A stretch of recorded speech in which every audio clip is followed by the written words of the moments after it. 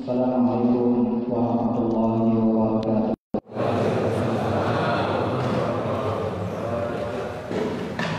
Ya, semangat saya. Assalamualaikum warahmatullahi wabarakatuh.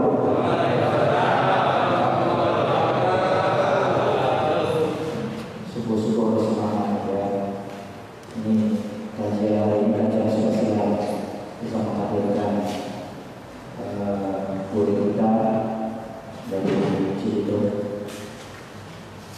Alhamdulillah, alhamdulillahilladzi arsala rasulahu bil huda wa dinil haqq yudhhirahu 'ala ad-dini kullihi syadidan. Asyhadu an la ilaha illallah wa la syarika lahu wa asyhadu anna Muhammadan 'abduhu wa rasuluhu la nabiyya ba'dahu. Allahumma shalli wa barik 'ala Muhammadin wa 'ala alihi wa ashabihi ajma'in. Amma ba'd.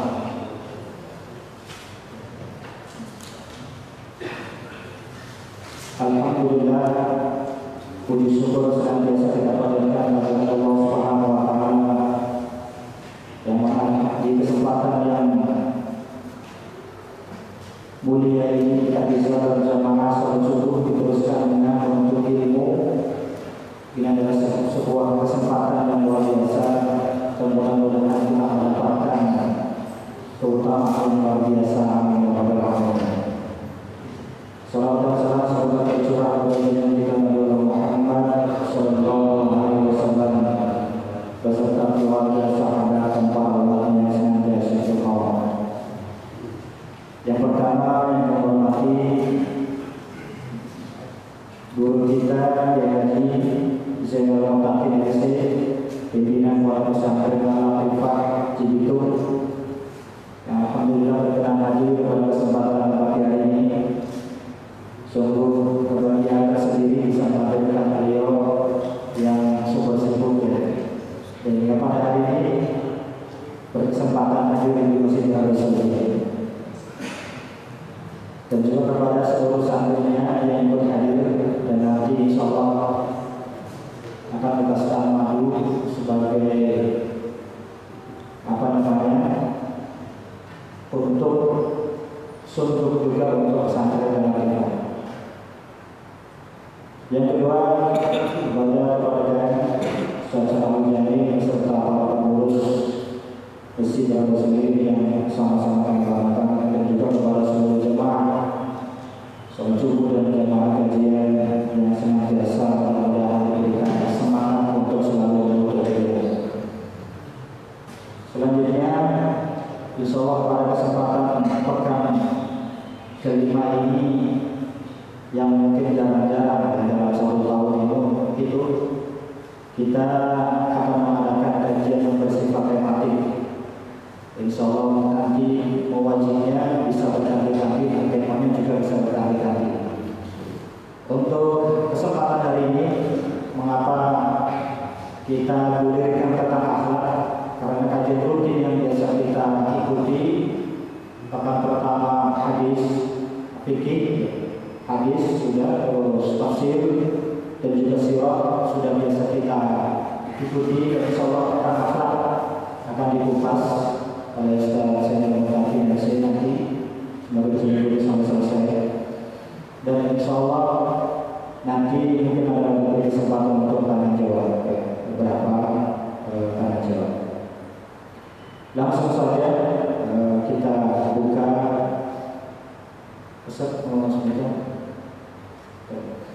kita buka saja kajian pada pagi hari ini dengan bersama-sama baca basmalah. Bismillahirrahmanirrahim. Semoga acara berjalan selesai dengan lancar. Tim Indonesia, langsung saja pada Ustaz untuk memberikan paparan tentang bagaimana kemuliaan akhlak Rasul dan bagaimana kita bisa mengaplikasikan dalam kehidupan sehari-hari.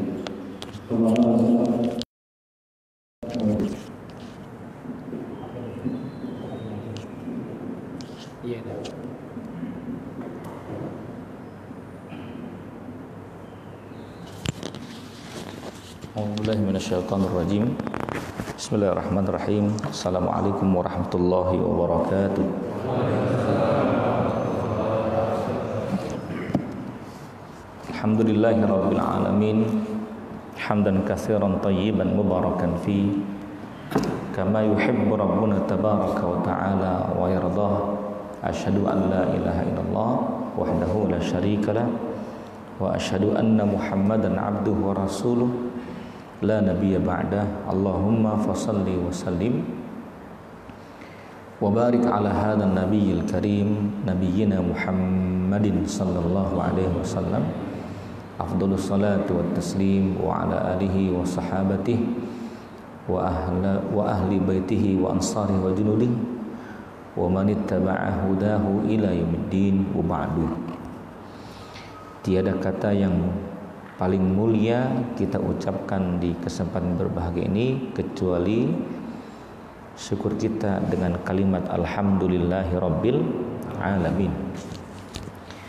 Nikmat iman dan Islam yang masih menyertai kita dalam setiap jenak kehidupan, setiap langkah-langkah kaki, setiap desah nafas.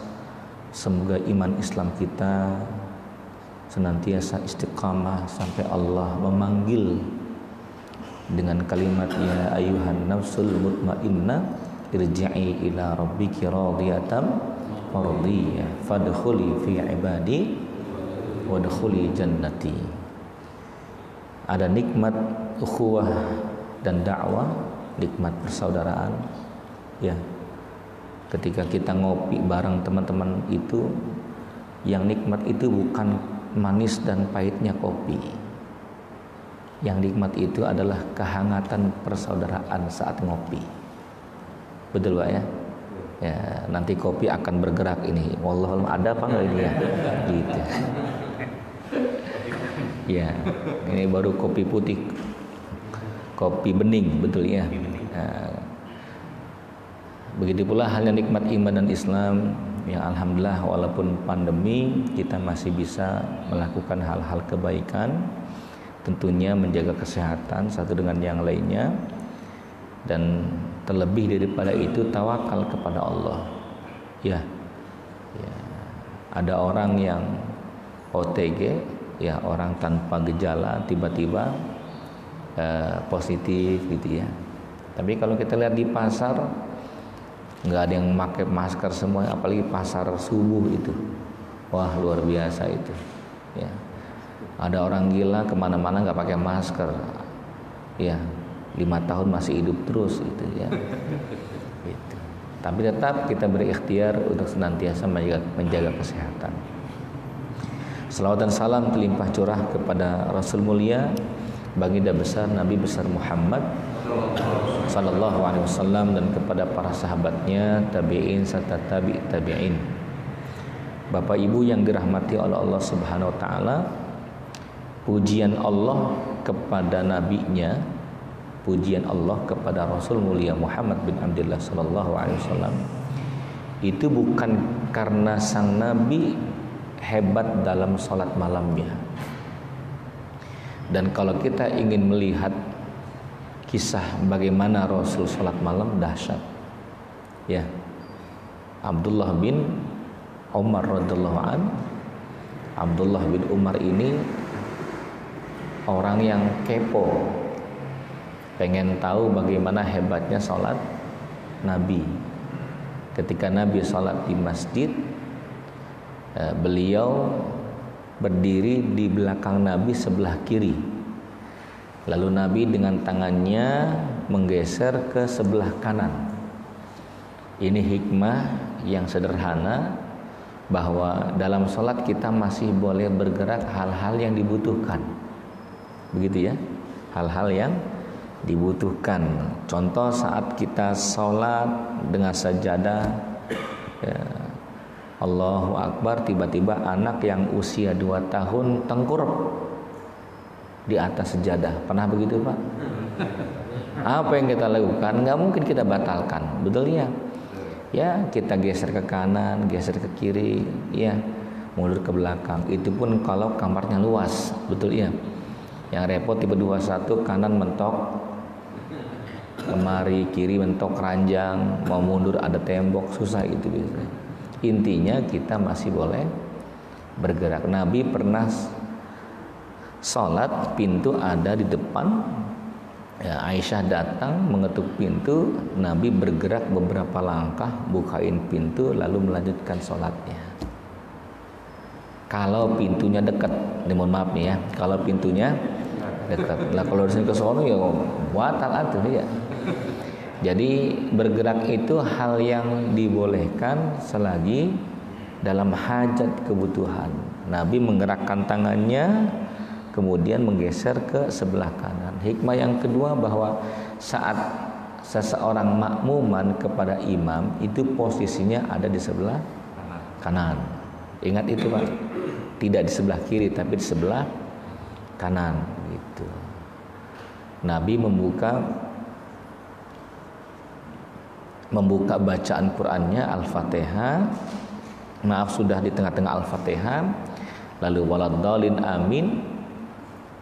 Nabi menyambungnya surat Al-Baqarah. Al-Baqarah 283 ayat ya. Setelah Al-Baqarah, akhir Al-Baqarah, la yukallifullahu nafsan illa wus'aha. Abdullah bin Umar hatinya mengatakan, ini kelar Al-Baqarah pasti ruku nih. Karena 2,5 juz Pak, lumayan. 2,5 juz, masya Allah gitu. Ya. Kita kalau ngedenger Imam An-Naba aja udah kapok tuh, terakhir gua sholat di sini kan begitu. Gitu. Jadi Al-Baqarah sampai terakhir itu hati Abdullah bin Umar mengatakan pasti ruku nih. Fastamar bi sholati Al-Imran. Lanjut surat Al-Imran. Sampai 200 ayat berarti udah 400 lebih. Di akhir Al-Imran, akhir Al-Imran hatinya mengatakan lebah ini mah kagak salah, pasti ruku gitu. Fastamara bi surati An-Nisa. Lanjut surat An-Nisa. Kalau kita lihat Pak sampai 6 juz. Sampai 6 juz. Saya nanya sama Bapak, pernah salat berdiri 6 juz? 6 ayat, betul ya? Yang ada juga 6 ayat gitu. Luar biasa itu.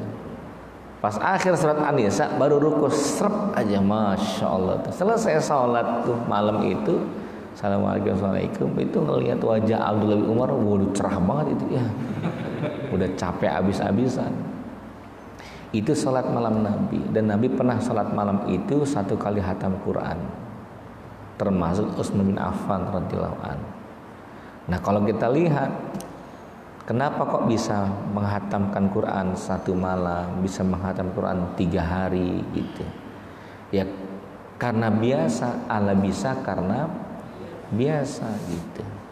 Bagi orang yang gak biasa subuhan ke masjid, menderita tuh mendengar azan subuh, betul kan? Ya subuh lagi aja deh, ya Allah, betul tidak Pak? Tapi bagi mereka yang sudah terbiasa subuh ke masjid, enteng aja, betul kan Pak? Enteng, masya Allah. Bagi mereka yang sudah terbiasa sebulan 100.000 rupiah, maka kalau ngasih ke teman 50.000 rupiah biasa itu, betul Pak? Orang yang sudah sering neraktir teman-temannya makan di restoran 2 juta 3 juta, maka kalau ngasih ke temannya 1 juta biasa, karena sudah biasa yang besar, betul Pak ya? Kalau kita pulang kampung, bapak kita tuh bisa nyangkul sawah 5 petak, 10 petak sawah yang kecil-kecil tuh. Masya Allah, itu bisa Pak. Kenapa? Karena biasa. Kita baru datang ke kampung langsung macul, diurut Pak, betul ya? Gitu. Kenapa? Karena belum biasa. Gitu. Masya Allah. Maka ada karyawan bea cukai Pak di Sumatera itu, dia bisa membaca Quran sehari 10 juz. Sehari 10 juz. Nah, ini Masya Allah. Kita lihat kembali ini ya, jadi Nabi itu dipuji oleh Allah bukan karena sholat malamnya. Ya, orang terkadang memuji kita sebagai karyawan karena Anda punya keistimewaan. Apakah tepat waktu dalam bekerja, betul ya? Apakah bagus kinerjanya? Tapi Rasul itu dipuji oleh Allah bukan karena sholat malamnya, padahal sholat malamnya hebat. Nabi dipuji oleh Allah bukan karena beliau hebat dalam perangnya, sekian puluh peperangan, hampir 70% Nabi menghadirinya, ikut serta. Masya Allah, kecuali Sariyah. Sariyah itu pasukan khusus gitu, Kopassus, berangkat hal-hal yang tertentu gitu. Nabi ikut Pak perang. Maka mohon maaf kalau Islam hanya sebatas sholat, zakat, puasa, haji, ya ke masjid gitu, dan tidak melihat dari sisi ekonomi. Islam itu adalah ekonomi, Islam itu politik, ya kan? Maka tidak mungkin Islam menyebar ke seantero dunia. Betul Pak?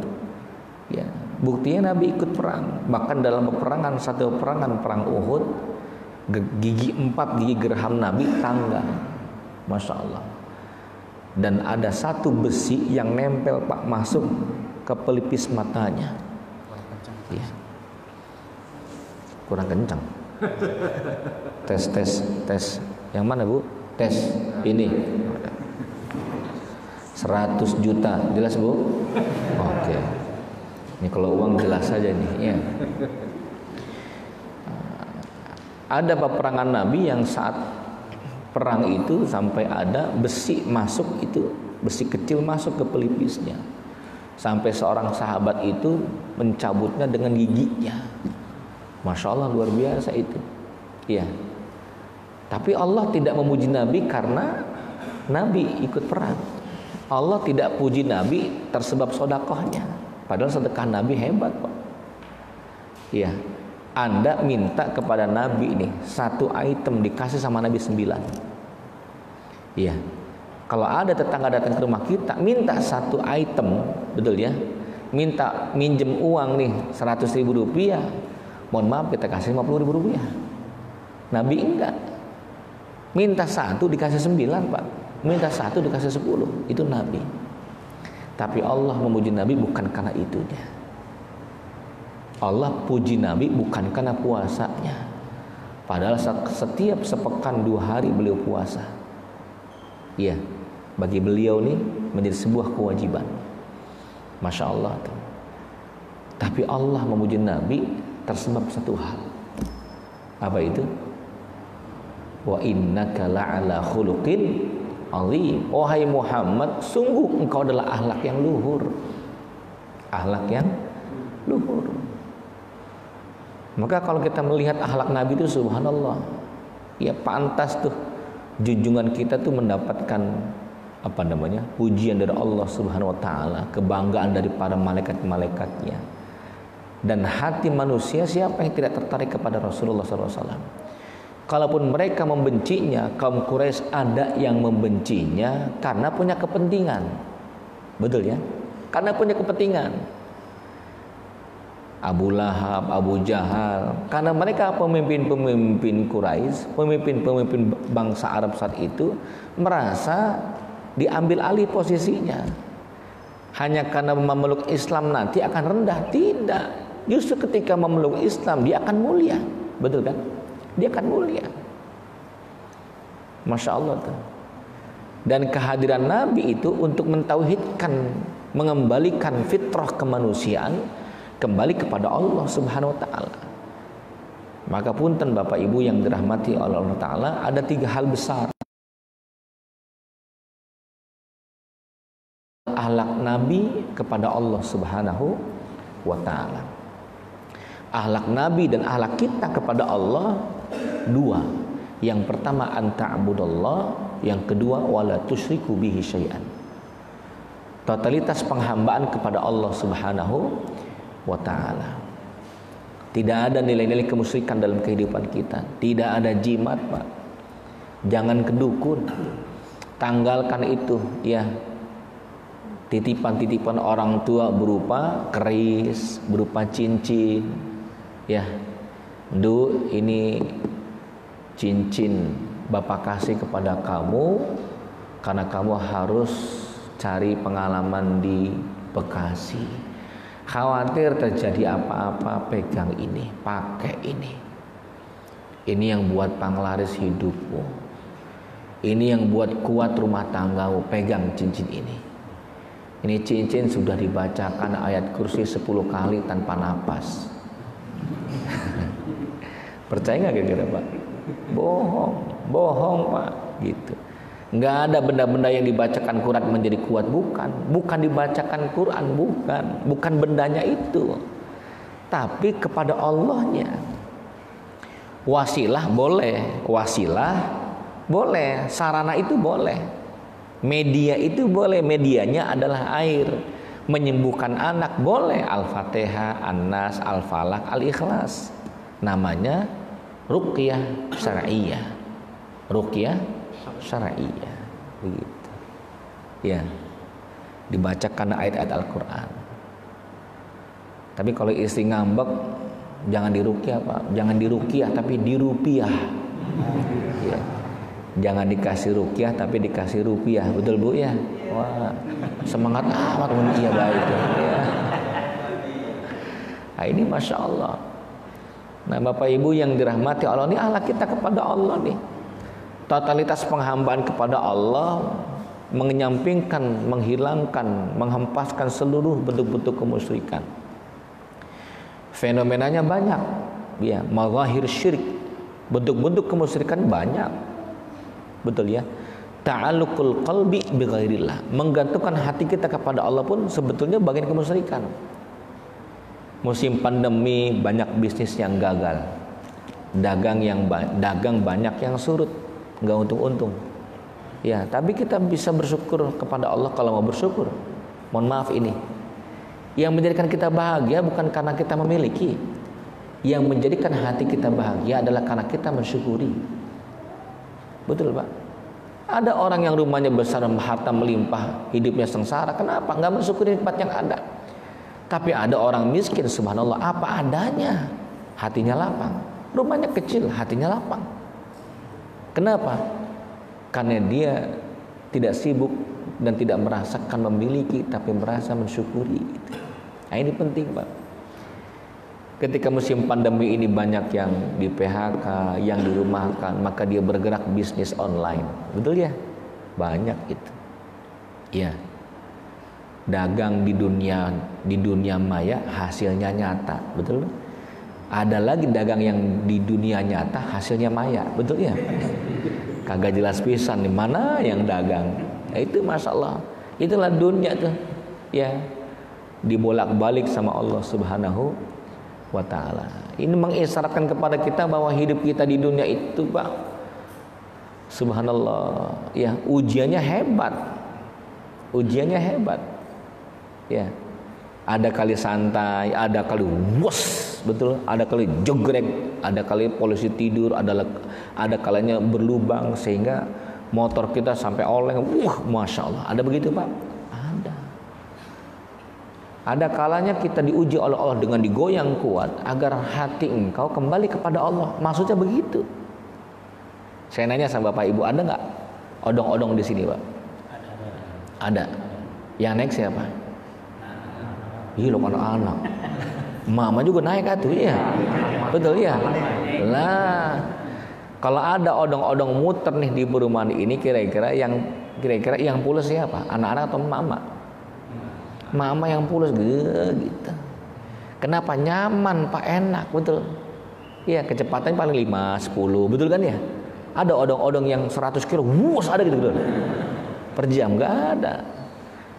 Kalau kita naik mobil yang nyaman-nyaman saja, ngantuknya cepat Pak, keyep gitu. Iya. Tapi kalau kita naik roller coaster, arum jeram, wuss, Allahu Akbar, betul kan? Astagfirullahaladzim, astagfirullah. Ada kalanya Allah berikan kita tuh kehidupan seperti arum jeram. Betul Pak? Ada kalanya Allah berikan kehidupan kita, wuss gitu. Ya Allah, astagfirullahaladzim. Anak tiba-tiba kecelakaan, betul kan? Allahu Akbar, la ilaha illallah. Tiba-tiba suami datang malam hari, sore hari itu, ngasih uang 20 juta pakai amplop. Wajahnya pucat. Ya Allah, ayah kenapa ayah? Bahwa uang 20 juta wajah pucat. Bukannya ini syukur? Tuh, lihat ada suratnya, pesangon. Di PHK. Luar biasa, di PHK 20 tahun kerja 20 juta, coba bayangkan tuh. Goyang, betul nggak? Goyang nggak nih? Apa kata istri? Astagfirullahaladzim, betul kan? Ya, Masya Allah, bisnis gagal, astagfirullahaladzim. Jualan gak laku, astagfirullahaladzim. Di perusahaan ada kasus, astagfirullahaladzim. Itu yang Allah suka gitu. Jadi jangan berperusahaan dengan Allah. Maka jamaah yang dirahmati Allah, ini kan akhlak kita kepada Allah. Iya, anta'budallah, totalitas penghambaan kepada Allah Subhanahu wa ta'ala. Ibadah kita, hati kita terkadang tidak tulus kepada Allah karena kenapa? Terlalu nyaman dalam hidup. Betul. Maka ketika hidup kita apa aja ada nih, Masya Allah, terkadang kita lupakan Allah. Maka mohon maaf, Allah berikan trouble, masalah pada anak, betul ya? Masalah pada suami, masalah pada istri, masalah pada tetangga. Ya, hidup rumah tangganya nyaman, tapi Allah jadikan masalah kepada tetangganya. Tetangga nyaman, anak istri bager, anak-anak soleh, rukun keluarganya, tapi belum tentu sama saudara rukun. Dia punya kakak, punya adik, Masya Allah, rebutan harta waris. Dia nggak kebagian, Pak. Kakaknya habak. Apa tuh habak tuh? Ya. Diambil semuanya. Sampai dia ngusap dari, ya Allah, ya. Begini amat nih hidup. Ya masing-masing ujiannya berbeda. Betul, Pak ya? Coba. Jadi Allah sajikan nilai-nilai ibadah itu bukan pada sholat, zakat, puasa, haji saja, Pak. Tapi setiap jenak-jenak kehidupan kita itu bernilaikan ibadah. Ketika hati kita lurus kepada Allah, tawakal kepada Allah, menggantungkan hati kepada Allah, disitulah sejatinya ibadah. Disitulah sejatinya ibadah, menggantungkan hati kita kepada Allah Subhanahu wa taala. Itulah akhlak Nabi. Itulah akhlak Nabi. Mohon maaf Pak, ketika anak kita sakit, yang pertama kita cari apa? Obat, betul ya? Yang kita cari apa? Buru-buru megang telepon, cari mana klinik terdekat, betul? Gitu. Saat kita punya hutang, yang kita cari apa? Pinjaman, betul?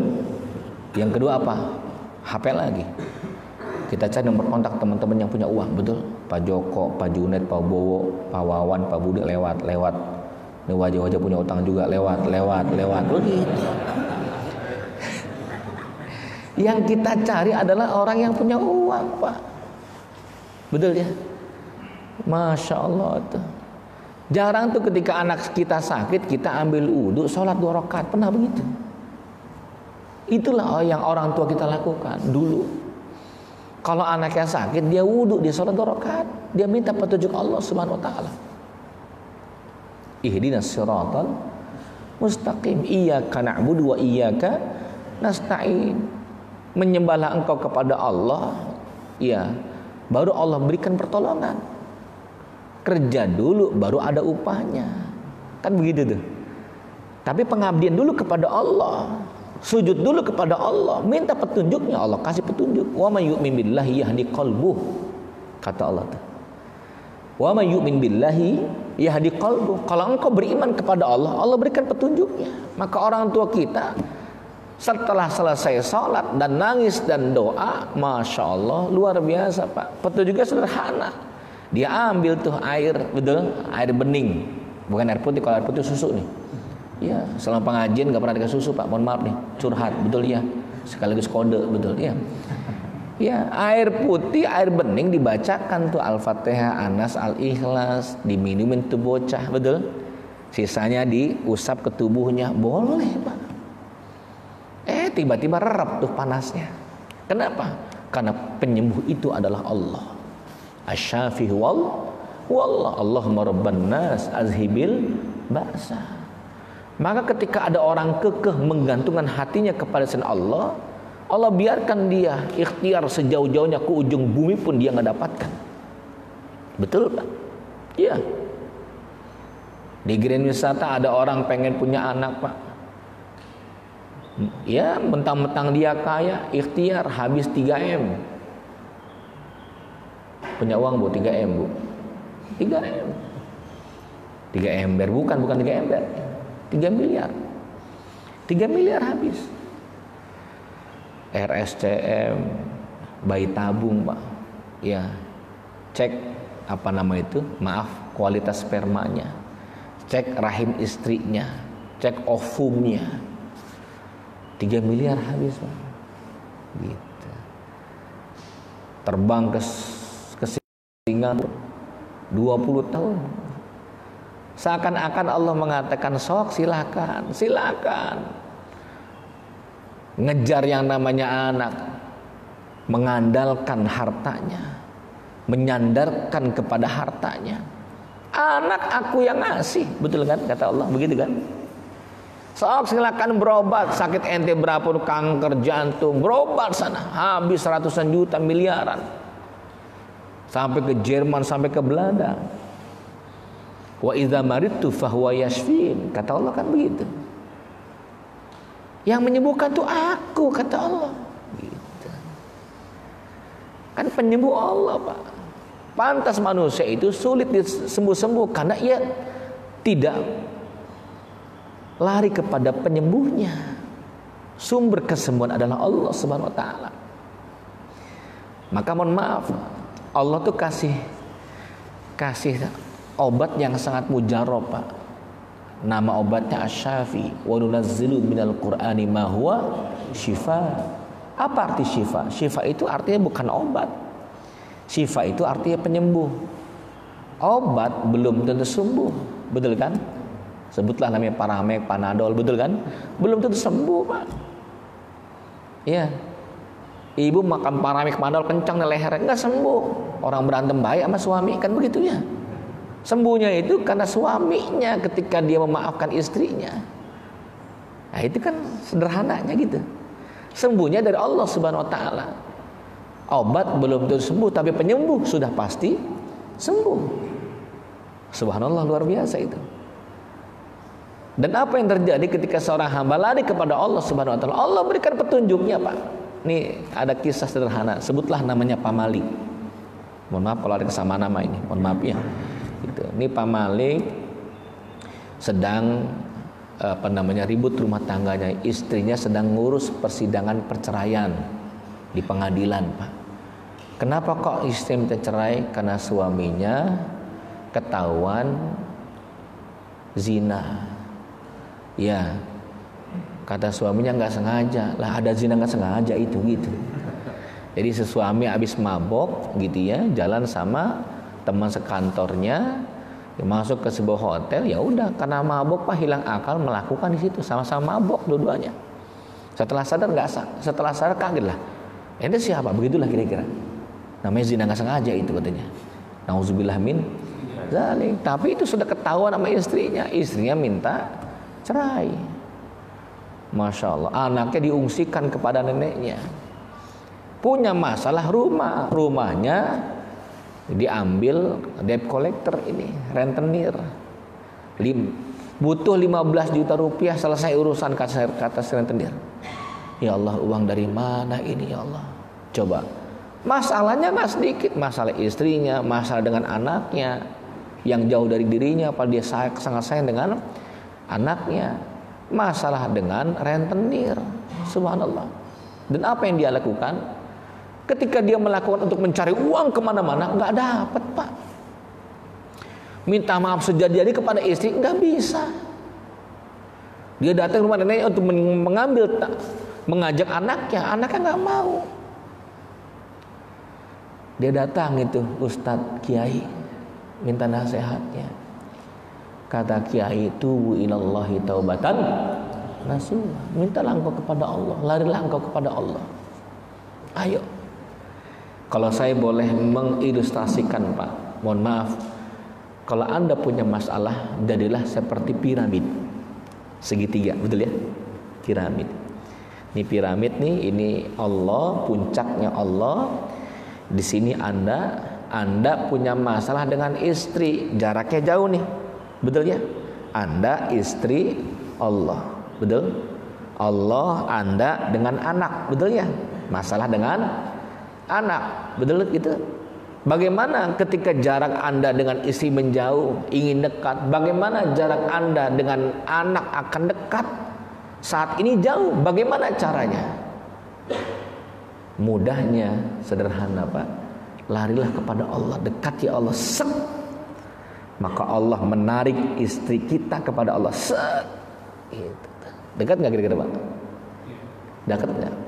Paham ini? Ya. Anda dengan orang tua bertengkar, berantem nih. Iya. Pengen sama saudara akur, pengen sama orang tua akur, lari kepada Allah, set. Segitiga piramid, betul? Kata Allah, dekat kepada aku ya hambaku, karena aku akan dekatkan tuh masalah-masalah hidupmu. Set, didekatkan tuh, selesai urusan. Ya, mengangguklah si bapak ini, menangis dia, tahajud, baca Al-Quran. Tahajudnya dari jam 1:30 Pak, nggak tidur malam tuh, betul kan? Orang kalau butuh tuh hatinya sudah senang dekat dengan Allah, nggak pernah merem tidurnya Pak. Seperti hanya orang kalau udah senang dengan bola tidur nggak kira-kira Pak? Ada orang nonton Barcelona merem begitu ada? Enggak. Masya Allah tuh. Sampai jam 4 Pak, subhanallah. Jam 4:30 istighfar dia. Azan subuh ke masjid ya. Ketika masjid adem banget ya Allah. Emang salah gua ya Allah. Sering ninggalin masjid gitu. Luar biasa itu. Dan saat itu Pak, jam 9 rentenirnya akan datang ngambil uang 15 juta. Kalau tidak ada 15 juta, rumah itu akan diambil. Luar biasa itu. Rumah itu akan diambil. Nggak punya uang sama sekali, udah selesai urusan. Makanya malam itu dia total tuh kepada Allah. Ia pasrahkan kepada Allah, nggak apa-apa ya Allah. Kalau memang rumah itu diambil, ya nggak apa-apa deh ya Allah. Yang penting hati saya sudah bertaubat kepada Engkau. Kalau istri harus pisah dari saya, nggak apa-apa ya Allah. Yang penting Kau mengampuni dosa-dosaku. Itu kan yang paling nikmat Pak. Itu yang paling nikmat. Ampunan Allah tuh paling nikmat. Wa inna maghfiratallah rahmatullah awsa'u min dzunubina. Sesungguhnya ampunan Allah, rahmat Allah lebih luas dibandingkan dosa-dosa kita Pak. Dahsyat tuh, linangan air mata berderai. Subuh menangis. Jam 6 pulang tuh habis suruk dia. Ya Allah, lapar, nyeduh mie rebus tuh sama telur ceplok, betul. Sendirian, emang begitu Pak. Kalau udah sendirian mah kesel banget. Biasa yang menyajikan sarapan bini ya. Ya Allah, sampai pakaian nyanyi, masak sendiri, gitulah kira-kira ya. Allahu Akbar.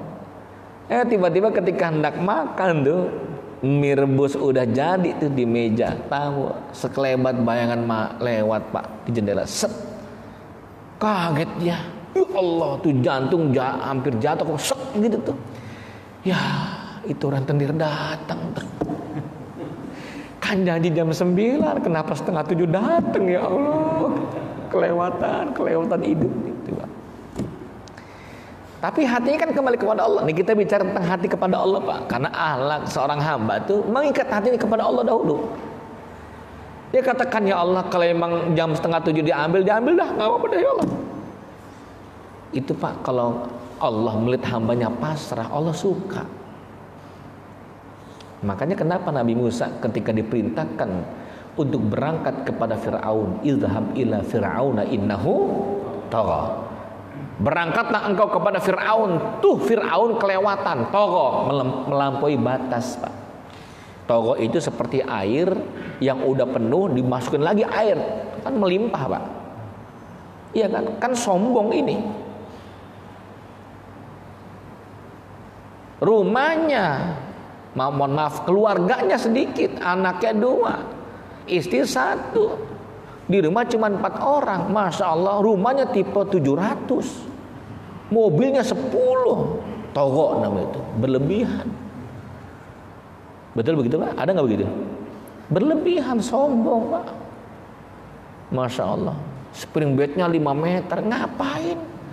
Kan nggak mungkin guling-guling tidur Pak, betul nggak tuh?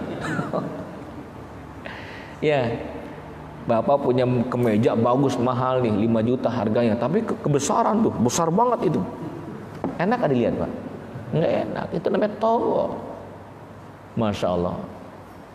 Nah ketika Musa disuruh untuk berangkat kepada Fir'aun, ya Nabi Musa tahu Fir'aun itu kaya raya, betul kan?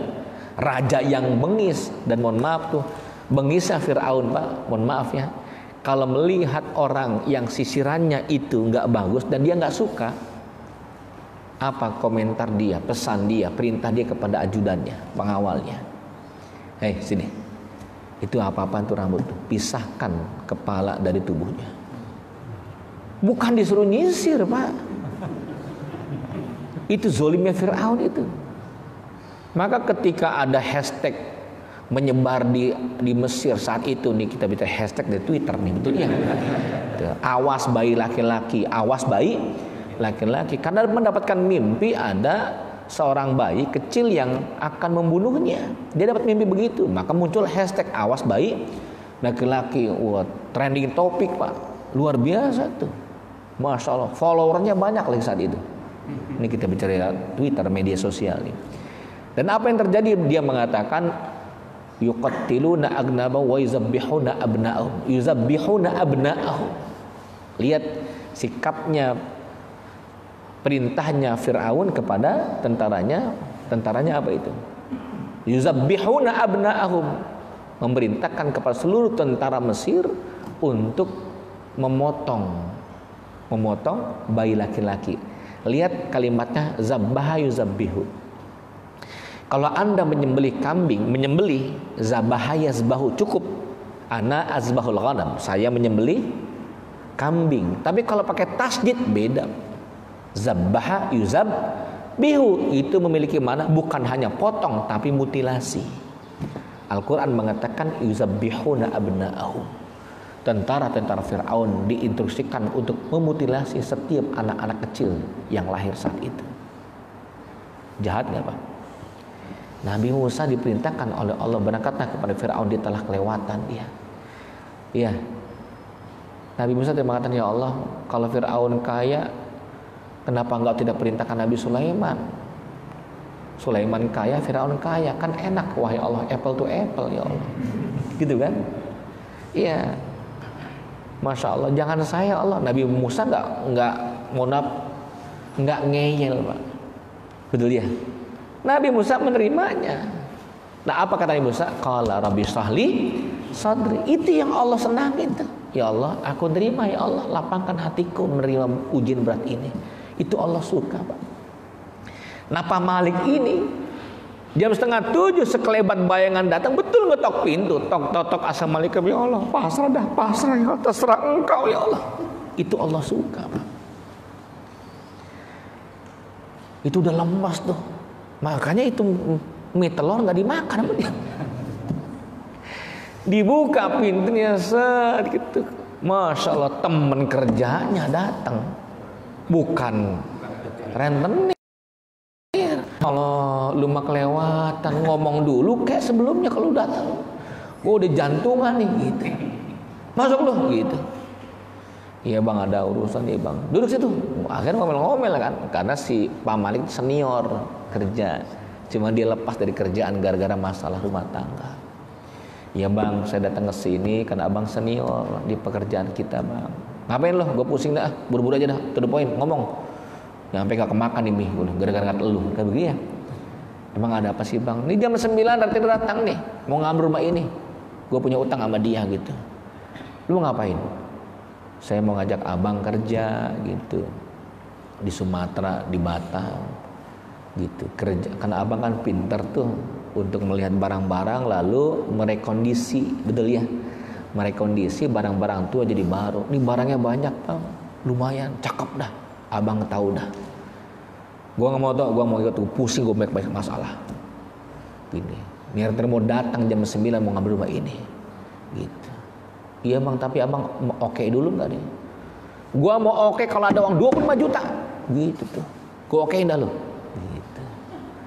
Serius bang? Iya serius. Ranter mau datang minta 15 juta. Gue butuh 25 juta. Ngomel-ngomel tuh, ngegas terus. Apa kata temannya? Bang, kalau abang butuh 25, anak nggak punya sekarang. Tapi saya mau keluar naik motor, saya mau ke ATM, saya ambil lah 25. Masya Allah tuh. Udah ambil 25, datang lagi nih untuk abang nih. Yang penting abang oke, minggu depan berangkat sama si Batam. Luar biasa Pak. Jam 7 pulang itu temennya, jam 8 bininya datang. Assalamualaikum. Waalaikumsalam. Mau kemana Neng? Bodoh, begitu tuh. Mau bawa benah gua gitu. Masukin koper semuanya, barang-barang ke koper semuanya. Neng, udah Neng, abang minta maaf. Bodoh gitu. Apa-apa nih, rumah udah hancur, rumah mau diambil lah. Mana abang kelewatan lah begitu. Ya, tapi kan abang minta maaf Neng gitu. Abang salah gitu. Gitu tuh. Ini kata kunci sederhana Pak. Sederhananya rumah tangga itu apa ini? Hah? Tapi nggak apa, lanjut dikit nggak apa ya? Gitu. Saya kira ini alarm sarapan nih. Iya. Suruh gitu ya. Sederhananya Pak, dalam rumah tangga itu, mohon maaf ya, kalau Anda ingin betul-betul bertahan rumah tangga sampai berpisahnya dengan kematian, sederhana ya Pak, mengalahlah. Iya, saya yang salah, selesai urusan. Itu. Jangan merasa benar, cari alasan sebanyak-banyaknya bahwa dia benar, saya yang salah. Mengalah itu bukan berarti kalah. Mengalah itu adalah untuk menguatkan cinta. Ini jadi gak enak ngomong samara ini, iya begitu ya. Untuk menguatkan cinta, sederhana itu. Batu dengan batu pecah, batu dengan lempung nempel, betul kan? Batu dengan batu pecah, lempung dengan lempung nempel, lempung dengan lempung tambah nempel, Pak. Iya Bang, emang saya yang salah. Ya Allah, selesai urusan. Betul ya? Gitu. Aduh, Masya Allah Pak. Ngaku salah nih Pak Malik nih. Gitu. Enggak, udah pokoknya enggak mau. Walaupun saya udah maafkan, tapi kenangan tidak bisa terlupakan. Jia, betul tidak ya? Udah Abang, terserah Abang. Tapi Neng, alhamdulillah Neng, tadi ada tamu teman Abang Neng. Alhamdulillah, ini ada uang 25 juta Neng. Gitu tuh. Berubah Pak. Emang begitu tuh kelemahan wanita. Iya.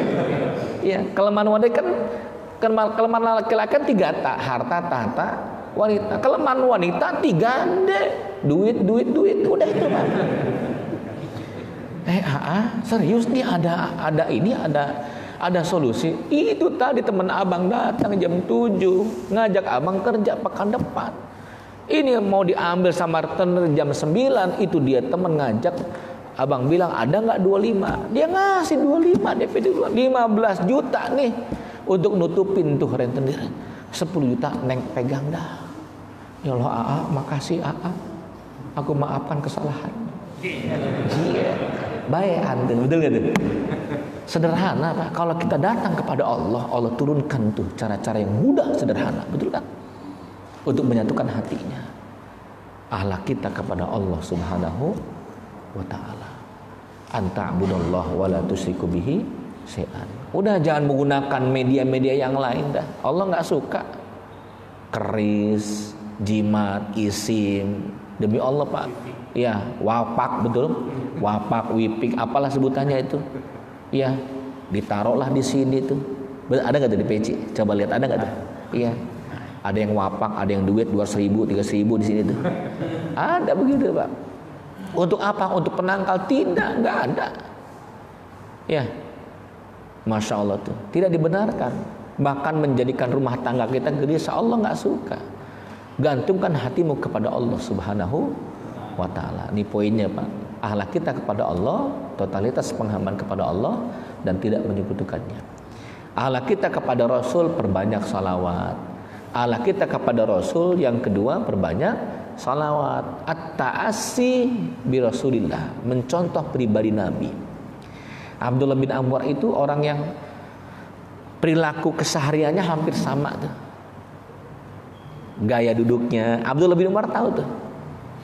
Jadi para sahabat itu semangat untuk mencontoh pribadi Nabi sampai pada gerak-geraknya.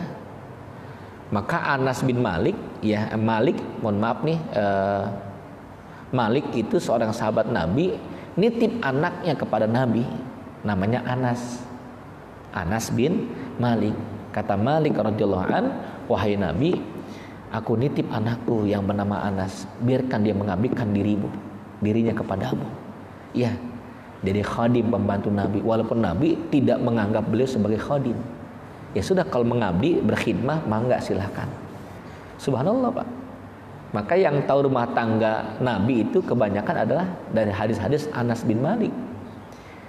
Maka Anas bin Malik ketika ditanya bagaimana keluarga Nabi, bagaimana Rasulullah menghadapi Aisyah, bagaimana Rasulullah di dalam rumahnya, apa kata Anas? Aku selama 15 tahun bersama Nabi, tidak ada kalimat Nabi kerjakan ini, kerjakan itu, tidak. Bahkan Nabi pernah sering mengatakan apa yang saya bisa lakukan untuk engkau wahai Anas. Enggak pernah disuruh oleh Nabi Rasulullah SAW. Subhanallah. Itu kan sahabat Nabi. Malik ingin anaknya itu mengadopsi kehidupan Nabi secara keseluruhan. Ya. Abbas beda lagi. Abbas paman Rasul datang kepada Nabi dengan anaknya bernama Abdullah. Wahai Rasulullah, ini anak saya Abdullah bin Abbas, ingin mencontoh kehidupanmu. Kalau ingin tinggal bersamamu, mengabdikan di rumah, mohon maaf sudah ada Anas bin Malik gitu. Wahai anak nih, mohon maaf anak saya ngaji sama engkau, kemanapun ngaji, beliau semoga bisa berada di sisimu. Ngaji terus, berilmu, mencari ilmu. Namanya Abdullah bin Abbas. Wahai Nabi, tolong doakan anak saya supaya cerdas, pintar. Maka Nabi meletakkan tangannya ke dada Abdullah bin Abbas dan mengatakan, Allahumma faqihu fiddin wa 'allimhu ta'wil. Ya Allah, lapangkanlah hatinya, luaskannya dengan ilmu dan ajarkanlah hikmah. Luar biasa itu. Iya. Nah, ini Masya Allah Pak. Jadi sahabat Nabi itu anak-anaknya sudah dikader, dikondisikan untuk mencontoh pribadi Nabi. Sahabatnya pun semangat mencontoh pribadi Nabi. Ada lagi Umar bin Khattab enggak mau kalah. Umar bin Khattab itu menempatkan kebetulan rumahnya di depan rumah Nabi. Maka anaknya dibuatkan kamar, dijebol tuh jendelanya dan pintunya berhadapan dengan pintu rumah Nabi. Kata Umar kepada Abdullah bin Umar, anaknya, wahai Abdullah anakku, lihatlah kehidupan Nabi seluruhnya. Kapan beliau keluar, bagaimana duduknya, bagaimana jalannya.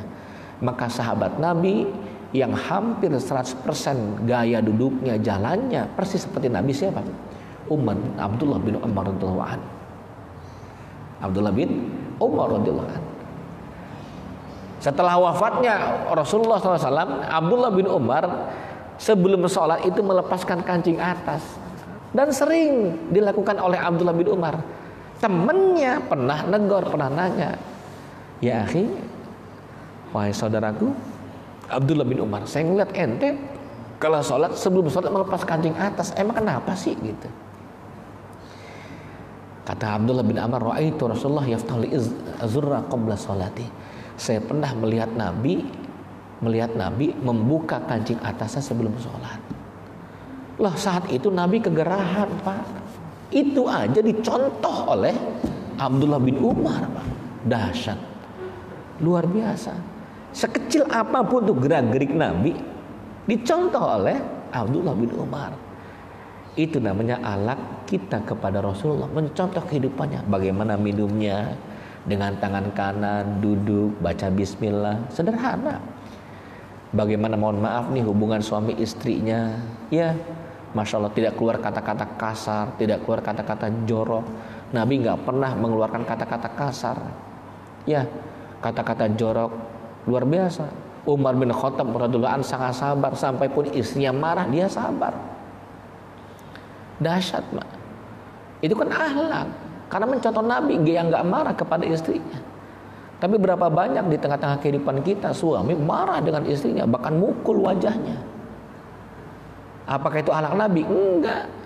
Umar bin Khattab pemimpin negeri saat itu, tubuhnya di atas 2 meter Pak, lebih 2 meter, badannya kekar. Seorang sahabat datang ke rumah Abdullah bin Umar ingin konsultasi. Ketika hendak mengetukkan pintu, terdengar kemarahan istrinya kepada Umar bin Khattab. Lah, ini istri Umar udah ngambek nih. Ya Allah, nggak jadi ketuk pintu. Akhirnya dia keluar. Akhirnya dia meninggalkan rumah Umar bin Khattab. Rasul ngelihat sekelebat bayangan lah. Romanya ada tamu tadi ya. Dibuka pintunya, udah jauh dikit. Ya akhi, ta'al, ya akhi. Sini mas. Dari rumah saya. Iya wahai Umar. Loh kenapa nggak ketuk pintu? Enggak. Ada apa? Enggak, saya mau ketuk pintu bagaimana? Anda sedang bermasalah dengan isi marah-marah gitu. Iya, ya biasalah. Emang kenapa? Enggak, mau konsultasi. Masalah apa? Ya sama, nggak jauh beda masalah itu gitu tuh. Konsultasi masalah istrinya marah-marah. Kata Umar bin Khattab nggak malu Pak. Umar bin Khattab mengatakan ya udahlah sama-sama marah udah diminan diantepin, nggak begitu. Apa kata Umar bin Khattab radhiyallahu anhu? Ya akhi, istri kita itu adalah selimut bagi kita. Ada kalanya dia lelah, letih, capek. Ya, mohon maaf, sirkulasi darahnya berbeda, ada datang haidnya, betul kan? Dia lelah mencuci, menyetrika, nyuci pakaian anak kita, mandiin anak kita, capek dia mungkin. Mungkin ketika dia ada temperamen naik, suaranya bersabarlah. Bahkan mohon maaf, ya kita sampai tidak terhindar dari sesuatu yang haram karena istri kita. Ada tempat untuk melakukannya kepada istri kita. Maka bersabarlah menghadapi istri. Oh, cakep itu. Betul Bu, begitu Bu? Lah, semangat banget sih Ibu dia. Ini kan akhlak kita kepada Nabi contohnya. Walaupun kita kupas banyak Pak dalam kitab Riyadhus Shalihin itu akhlak Nabi. Dan yang terakhir akhlak kita kepada manusia. Ruhama'u baina asyidda wa al-kufar ruhama'u bainahu. Tegas berhadapan dengan orang kafir, jelas Pak. Dengan komunis harus jelas. Iya kan? Karena mereka ateis, nggak bertuhan mereka. Makanya berani membunuh ulama, betul kan? Berani membunuh ulama dia. Masya Allah tuh. Walaupun zaman sekarang media sosial ya begitulah kira-kira, betul? Kita paham dah. Ini Masya Allah, komunis, liberalis, sekuler. Jadi tantangan umat Islam banyak. Maka kita jangan lengah, kita jangan lalai. Anak kita lindungi, kita jaga Pak. Mereka bisa terkontaminasi pikirannya dengan liberal, dengan sekuler, dengan komunis, hanya dengan media sosial. Ujung-ujungnya anak kita ateis Pak. Masya Allah tuh. Ujung-ujungnya anak kita mengatakan, udahlah Pak, nggak usah bicara tentang masalah Islam, udahlah. Kalau kerja urusan dunia, begitu tuh. Akhirnya bagaimana? Dia kerja di kantor, nilep uang, ngambil yang bukan haknya. Kadang dia berpikir kalau urusan kantor jangan dibawa-bawa agama. Betul Pak? Gitu. Kalau urusan proyek jangan bawa agama, udah. Gitu. Setan aja doyan duit, begitu tuh ngomongnya. Nauzubillah min zalik. Maka muncullah sesuatu yang haram, hancurlah rumah tangga kita. Begitu ya. Nah, penjelasannya luas tapi waktu tidak memungkinkan. Jadi intinya ada 3 hal besar yang seharusnya seorang mukmin mampu memiliki akhlak yang baik. Akhlak kepada Allah, akhlak kepada Nabi, dan akhlak kepada sesama. Begitu ya. Semoga bermanfaat pertemuan kita. Astaghfirullah li wa lakum. Wassalamualaikum warahmatullahi wabarakatuh. Waalaikumsalam.